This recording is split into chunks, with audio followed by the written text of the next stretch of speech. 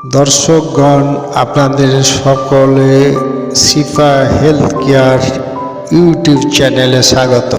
চলুন ভিডিও শুরু করা যাক।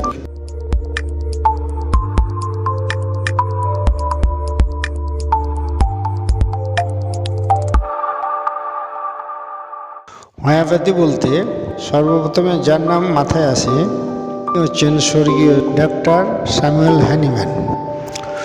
তো আজকে আমরা যে বিষয় নিয়ে আলোচনা করতে চলেছি সেটি হলো জীবদের গঠন কিভাবে হয়। জীবদের কতগুলো জৈব অর্থাৎ অর্গানিক এবং অজৈব অর্থাৎ ইনঅর্গানিক এই উভয় প্রকার পদার্থ দ্বারা গঠিত। জীব শরীর প্রয়াবার পর দেখা যায় যে জলীয় অংশ ও জ্যান্তব পদার্থগুলি ধোঁয়া আকারে শূন্যে মিলিয়ে যায়। ধাতব পদার্থটুকু ভস্মরূপে পড়িয়া থাকে। এই ধাতব পদার্থগুলি জীব শরীরের ঔষধ রূপে ব্যবহার করা হয়।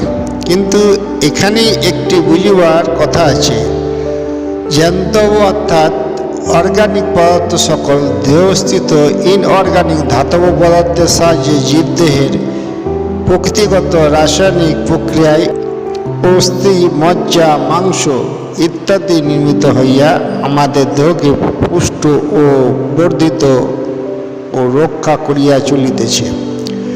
দেহ সংস্থায় এই দুই প্রকার পদার্থের যথাযোগ্য অনুপাতের ফলেই আমাদের দেহের স্বাস্থ্য বজায় থাকে।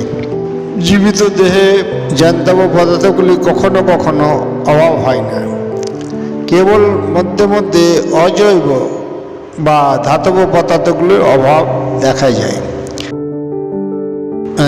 যেখানে যেখানে এই অজৈব বা ধাতব পদার্থগুলোর অভাব হয়, জ্যান্তব পদার্থগুলি তথায় নিজ নিজ কার্য করিতে অক্ষম হইয়া পড়ে।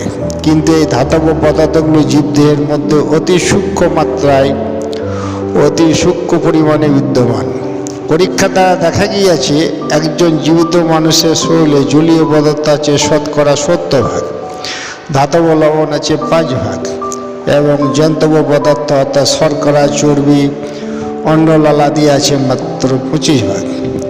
জ্যান্তব পদার্থগুলি চর্বি, অনান্ড, জিলেটিন, কার্বনেট, ফাইব্রিন রূপে আমাদের দেহে থাকে। ধাতব লবণগুলির অংশ যদি কম, কিন্তু কর্মক্ষেত্রে উহাদের ক্ষমতা অসীম।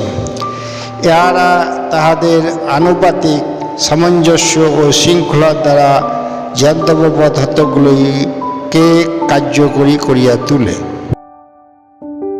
ভিডিওটা আপনাদের ভালো লাগলে লাইক, শেয়ার, সাবস্ক্রাইব করে দেবেন।